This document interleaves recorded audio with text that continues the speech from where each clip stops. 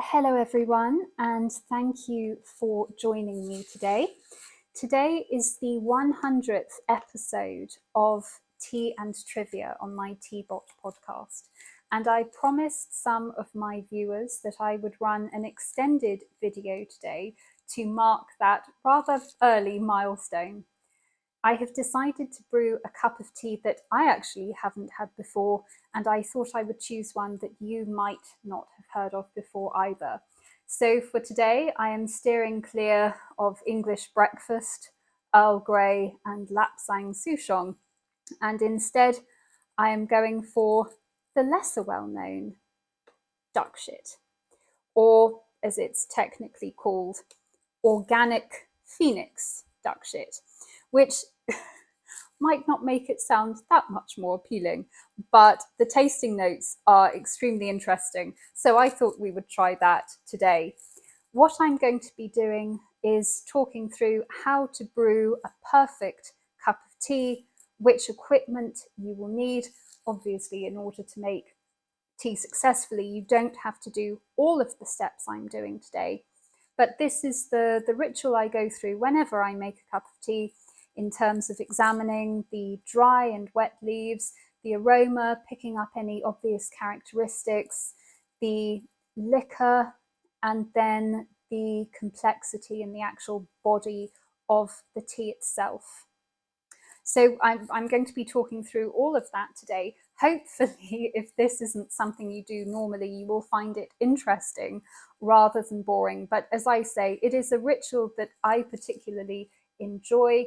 I find it quite relaxing each time I make a cup of tea to do this, but it's not for everyone, and you certainly do not have to go through all of these stages in order to make a good cup of tea. So the first thing I would say is that I use a temperature controlled kettle. This is a Brewista kettle, although there are quite a few other brands that you can choose, as long as you feel that your kettle is quite accurate in terms of measuring the temperature, that's fine. I use Brewista because it enables me to choose the temperature to the nearest degree. So for example, when I have black teas, and most of the teas I drink are black, I'll choose anywhere between 95 and 98 degrees. And that flexibility wouldn't necessarily be afforded to me if I had a different brand of kettle. But you know, I'm perhaps a little bit OCD when I make tea. You don't have to be quite as strict as I am when I make it. I always use filtered water though. And if you live in a hard water area in particular, and I live in London, I think filtering water is one of the most important things you can do, because if you don't, there's actually quite a difference, not just in the taste of the tea, but the actual appearance of the liquor. This is a loose leaf tea. I only ever really use loose leaf tea. I don't really use tea bags. So we shall be talking about the leaf here, but I also use a digital scales, because rather like making a cake, if you're making a cup of tea, you need to make sure that you are using the correct amount of leaf for the volume of water that you're using. So I've also got a measuring jug here. I have a little teacup, which is completely transparent because I want to assess the liquor. And then I have a couple of these which enable me to review the dry leaf and the wet leaf. I always think it's particularly interesting to look at oolong leaves, and duckshit is an oolong. And the reason for that is, for an oolong tea, you can actually steep it more than once, 3 or 4 times normally. So you get a lot of tea for the actual amount that you use. But I always like examining the leaf. It gives me more of an idea for future steepings, how I'm going to adjust the temperature and steeping time accordingly. So whilst the kettle is reaching its temperature, I will tell you a little bit more about Phoenix Duckshit, just in case you're interested about the tea. especially if you're getting into oolongs, it might actually be a very good tea to start off with because it's not overly oxidized. It's only about 30% oxidized. And oolongs can really vary quite considerably in terms of oxidation level. And it's a matter of personal taste as to which you might prefer. But I would say if you are relatively new to oolongs, this is probably quite a gentle place to start. Now, when I brew oolongs, I normally do not brew to 100 degrees in terms of the water temperature. You've probably heard me talk about brewing temperatures before, how people always make the water too hot, how people tend to oversteep.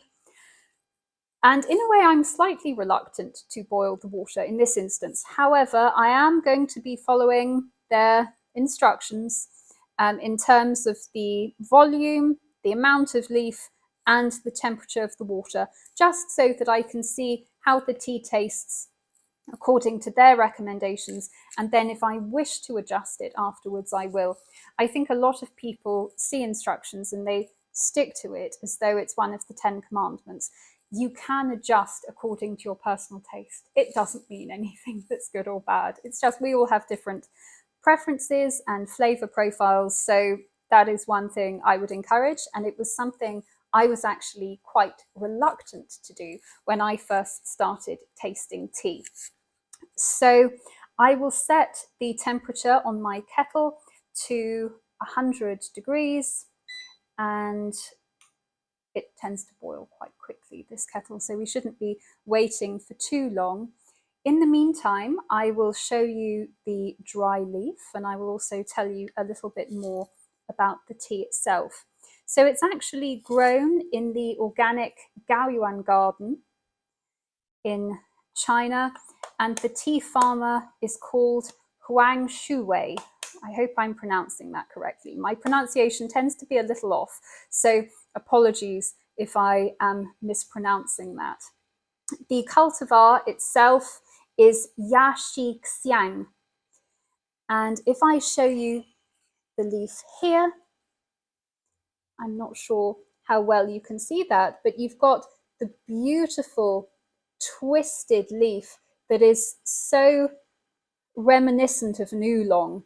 Oolong itself means black dragon, and as you can see, it's a bit like seeing a black dragon in the leaves. These leaves are plucked in the spring, which is fairly common.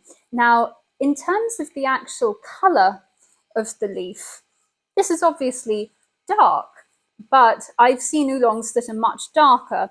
This is more a sort of charcoal grey with elements of khaki. So muted shades. You can see the leaves are all of a fairly similar shape. I mean, a couple are broken, some are more curled than others, but very, very distinctive oolong leaves. So if you purchase oolong, unless you get a jade oolong, which is rolled, you will see that the leaves very much follow this sort of form. So I will show you again up close so that you can see there. I will also add some photos underneath in case you're interested to see the dry leaf itself. Now, the next thing is the aroma of the leaves. So for this, if you have your tea in a bag, a sealed bag, because you should always keep tea, one of the things you might find, I'm just going to move my kettle a little bit further back because I've realised how noisy that probably is for you. One thing I always recommend is that you breathe into the bag first, so breathe out and then breathe in, as it will enable you to pick up more of the aromas. So if we do that first. Ooh, there's a lot of complexity here. I like it. Oh, definitely. That's quite smoky, woody. Linseed oil, bonfire, leather, tobacco. You also have a little bit there of of a lightness, a sort of freshly mown lawn. You've definitely got notes of hay, cinder toffee, and I would say actually you've got some stone fruits as well. Quite subtle, actually, quite subtle.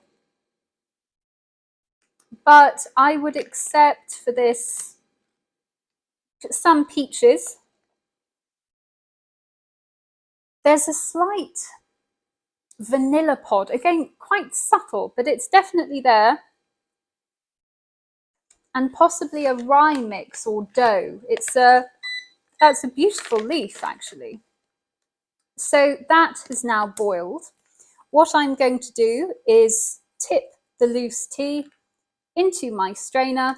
A lot of people have beautiful strainers, often metal strainers. I tend to avoid those wherever I can because they taint the tea, or they can do. But what I'm going to be doing now is measuring out 200 mils here.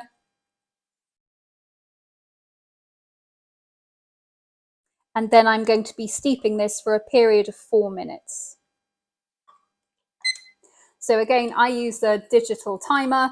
You don't have to be quite exact as that. I find it helps, and obviously I have to do this whenever I'm doing a blind testing, which is assessed. If I'm in a rush, I might approximate, but I don't recommend doing that. So whilst this is steeping, the leaves are agonizing. They're going to be opening up. I can already smell it. It's quite a distinctive aroma. I think from the aroma alone at this stage, you would have a fair idea that you had an oolong on your hands. But, you know, there are a couple of other possibilities as well. Quite smoky at this stage. I think you would be able to identify quite possibly from this that you have a Chinese tea. It's quite distinctive in the woody elements. It's not quite woody in the sense that a Lapsang Souchong is. So if you've had that tea before, you might find that it's quite pungent and that it is definitely smoked. And Lapsang Souchong is one of those teas that if you keep it in your strainer, you're probably going to have to rinse out your strainer a good few times to get rid of the smoke, of the lingering aromas, and also quite a bit of tobacco in that. And it's not necessarily the most gentle tobacco. It's got very, very strong leather undertones. So this is not quite as abrupt in that sense, but you can definitely pick it up. I'm in a room that's fairly well aerated, and the smell here is really quite distinctive. So if I hold this jug up, you can see that the liquor at this stage is still quite clear. Now, one of the things I always recommend is to use a blank sheet of paper or anything like that when you brew, because if you hold up against any surface that is coloured, it can be difficult for you to ascertain what sort of colour the liquor is, how translucent it is, how much colour saturation you have. And all of these things are actually quite important when assessing a tea. It's a multi-sensory experience, really. And if I have, you know, in particular black tea, I tend to drink more black teas and oolongs really rather than anything else. I really like to see a deep, rich, intense liquor. It really adds to the experience for me, certainly in the colder months. Obviously, in the summer months, I'm more of a sort of green tea, white tea, even yellow tea drinker. But oolongs are all year round. I've got a soft spot for oolongs. If you are interested in oolongs, you don't have to humour me. By the way, I can talk about oolongs all day, but I might do a separate video on the production of oolong tea if you are interested. Oolong teas are a relative newcomer to the UK. They only really grew in popularity probably in the 1970s-ish. So you know, because of that, they're not a staple in as many households. And I do feel that due to the complexity and the flavors, you get some outstanding oolongs, some of the best teas I've ever had are oolongs. So it's a tea I'm always eager to encourage people to try. So the 4 minutes is nearly up. We've got another 10 seconds. I'm then going to be having a very quick look at the wet leaf and the aroma, and then I'm going to be transferring to my cup. So here we go. Oh, yes. Oh, this is quite different from the dry leaf. Oh, that's lovely. Oh, we've now got very, very strong pear drops and candy. A real floral sweetness here. We've got a lot of light honey, of treacle. Oh, this is going to be quite something. And if we have a look at the liquor, ooh, I'll just hold it up here. First, we've got, I mean, it's a nice golden liquor. We've got a nice golden amber hue, completely, well, clear, a little bit of pico in there, very bright. Yes, I mean, that's a medium sort of color saturation. Oh, that's perfection. Oh, I'm so glad I've made this. Oh, this is butterscotch, buttered toast, brioche, barley sugar, vanilla, stone fruits. Oh, such strong caramel. This is so creamy. You've got a few macadamia nuts, cashew nuts. Oh, this is wonderful. So I'm going to hold this up to the camera in the hopes that you can see that shade. I appreciate that the shade might not translate overly well. There we are. So I'm now going to transfer it to my cup. Now, a lot of people would say when you transfer it, the temperature is going to drop. Yes, I want it to drop. I'm not going to be drinking a liquor close to 100 degrees. I'll ruin my palate. So just to clarify, I'm not sure if I said this earlier, the recommendation for the amount of tea to use on this is 4 grams for 250 mils. That's quite high. That's quite high. I followed their ratio. So I used 200 mils, so 3.2 grams of the loose leaf tea. I use the digital scales for that. I try not to be too strict about it. Technically, the amount I weighed out here was 3.22. I wasn't going to start breaking a leaf to make it exactly 3.2. It's not that exact a science. But I do think it's a good idea to follow that ratio. Then as you try it, and remember you steep this multiple times, you can then decide according to your own taste what you would prefer to do in terms of steeping. So the wet leaf, this is so sweet. Oh, it's beautiful. Now this has, I will show you in a second. I'm just holding it here because the lighting works quite well here. This is much more of a sage, military, khaki green.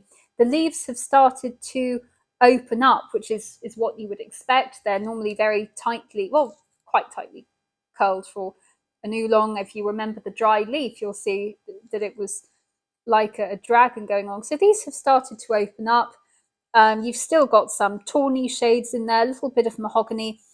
Some, I would say this is more of a sort of muted shade than a particularly bright shade. Some tea leaves, especially if you have Japanese green teas, the leaves can be very, very bright when they're wet. This is more of a muted shade, but you can also see from the appearance of the leaves. I always think of a flattering way to describe this because, you know, sometimes the description you have in your mind might not always work too well for other people. Oolongs can actually look quite varnished. They can look quite shiny.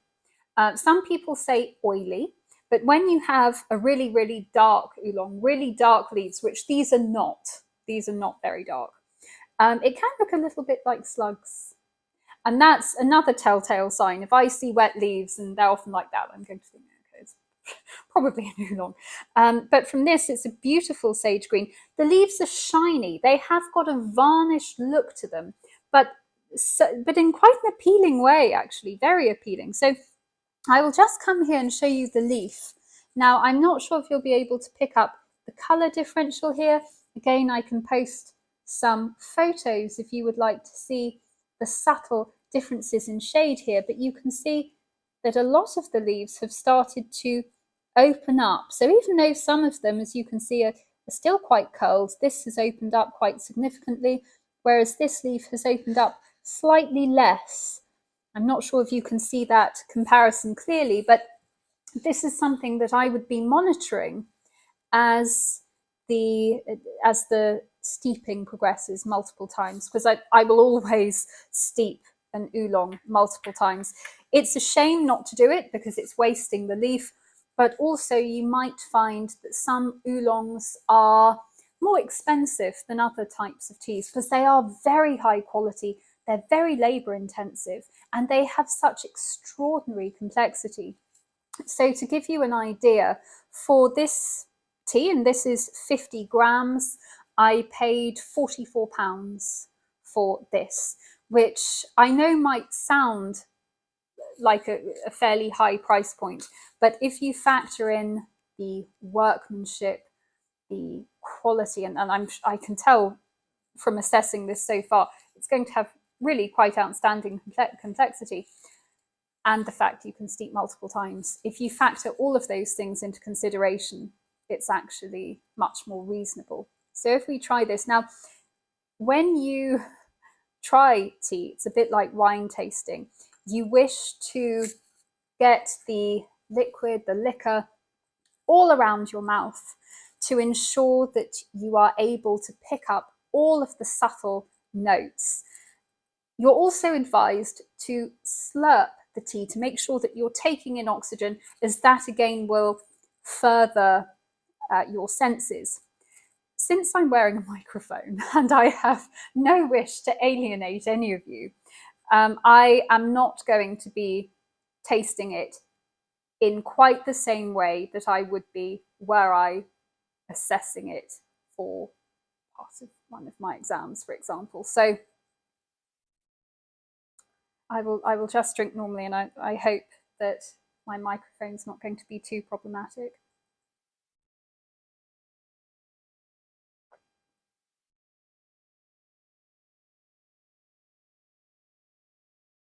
Oh, that's got a great finish. That really does, actually. I'm not just saying this.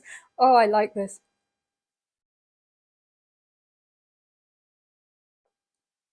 That is so velvety. That is so silky.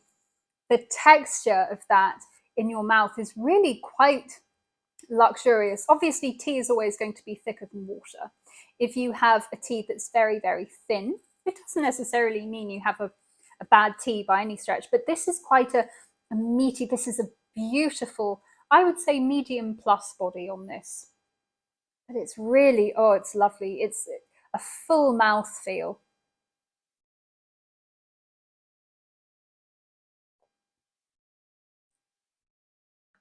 Definitely barley sugar, butterscotch, definite floral tones in this. Definitely. Peach apricot, I think I've said that. Elements of honeysuckle, I think. I would accept mango as well. I think there's faint mango here. Oh, I like that. Yes, papaya, very ripe tropical fruits. This is beautifully balanced. It has got an underlying punch. There's a certain astringency to it. It's balanced, so it's not astringent in an unpleasant way at all. But I can feel the dryness on the sides of my mouth, so that's definitely there. But I think a lot of teas are actually quite attractive when they have a certain amount of astringency, as long as the astringency is balanced. It's a bit like when you have wine. There's nothing wrong with tannins in wine as long as the tannins, why can't I speak? The tannins are balanced. And I think that's what the case is here. It's really, really lovely.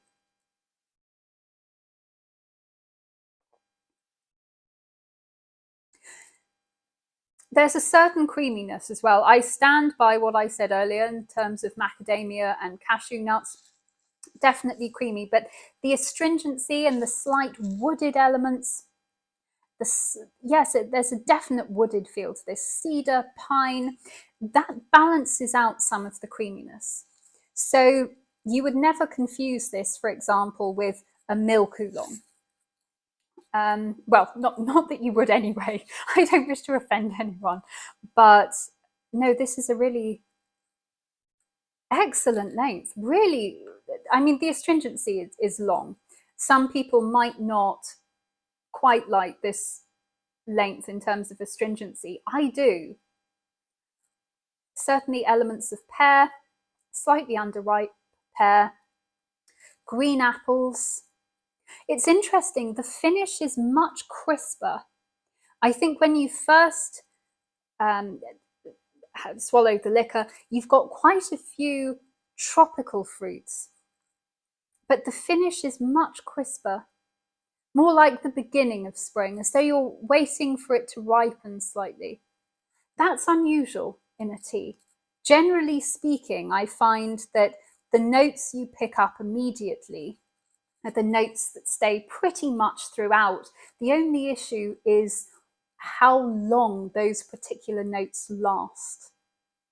But this has got a wonderful finish, smoky and ripe fruits. It's multi-layered, this tea. It's very, very good complexity. Very good. Now this is a good oolong. I'm glad I've tried this.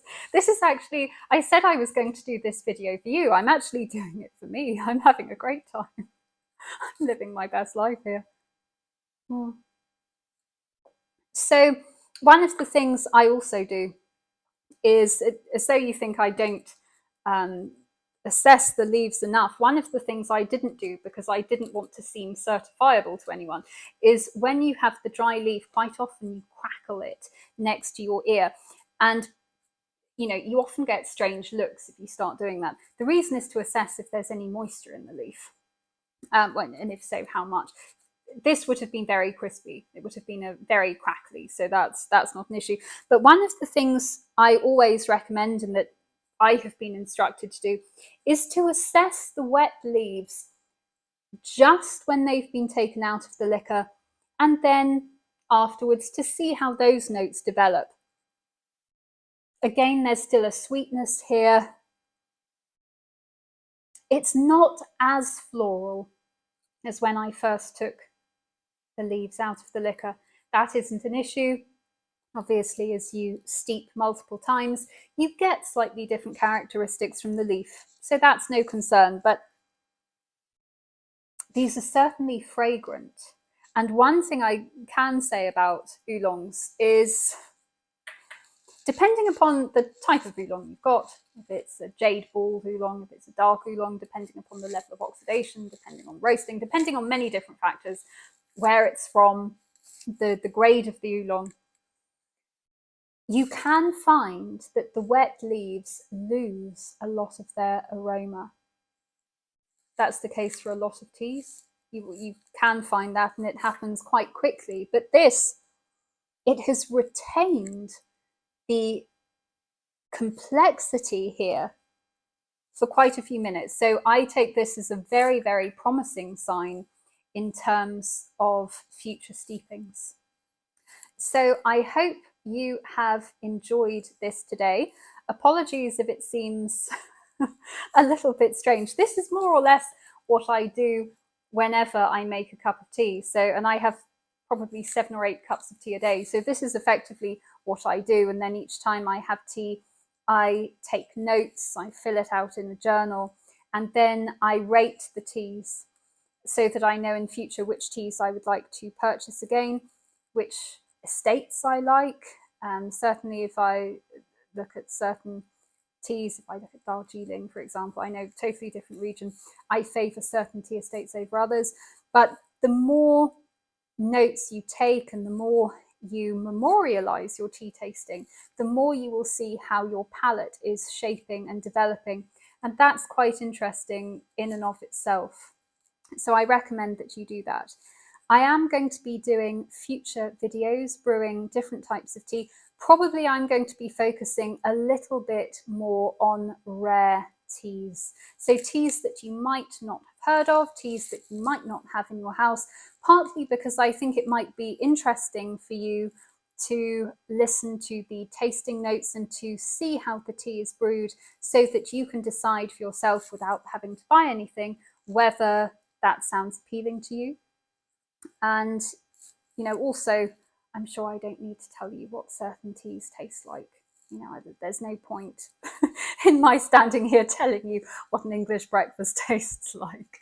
So I might, if I find any particularly interesting teas or you have any requests. If you have any comments or any suggestions for future videos, then please do let me know. Otherwise, thank you so much for joining me today, and thank you so much for following Teabot Podcast online. I really appreciate having the followers that I have there, and the fact that my followers actually interact with me. They ask questions, they send messages. It makes creating content really very enjoyable and exciting. So thank you so much for that. It's always interesting to meet people, and people who are interested in tea, even better. So I will just hold this up for you so that you can see. If you are interested in the tea, I will link it below.